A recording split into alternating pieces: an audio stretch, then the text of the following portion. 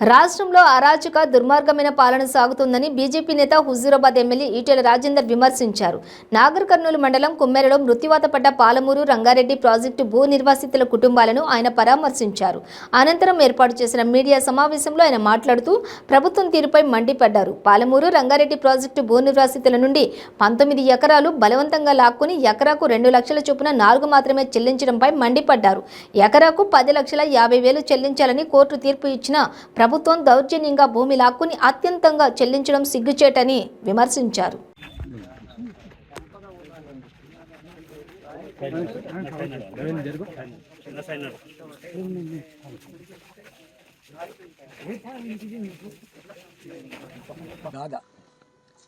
ఇలా వట్టెం రిజర్వాయర్లో జంగయ్య కుటుంబం, జంగయ్యకి 4 కుమారులు, వారికి ఉన్న భూమి 19 ఎకరాల భూమి.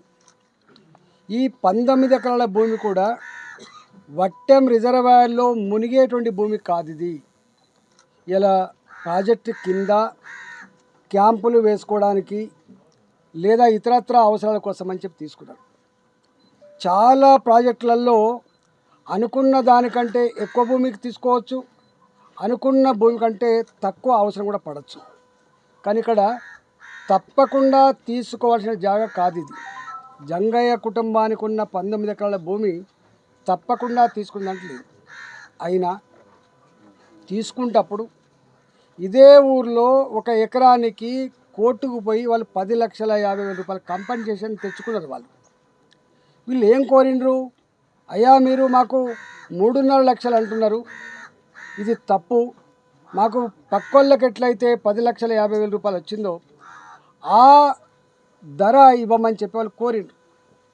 మీరు కోర్టుకు పోండి అని చెప్పి కోర్టుకు పోయేటట్టు చేసి, కోర్టులలో అడ్వకేట్లను మేనేజ్ చేసి, కోర్టులను మేనేజ్ చేసి చివరికి వాళ్ళు తెచ్చినది ఏంటంటే 2,04,000 రూపాయలు ఇస్తామని తెచ్చింది.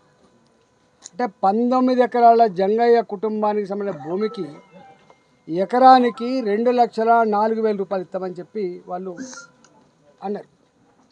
వాళ్ళు మొత్తుకున్నారు, మేము తీసుకోము, మా మొత్తం కుటుంబం అంతా కూడా రోడ్ల మీద పడుతుంది, మా కుటుంబానికి ఉన్నటువంటి ఈ ఏడుపు ఉత్తగా పోయేటువంటి ఆస్కారం లేదు.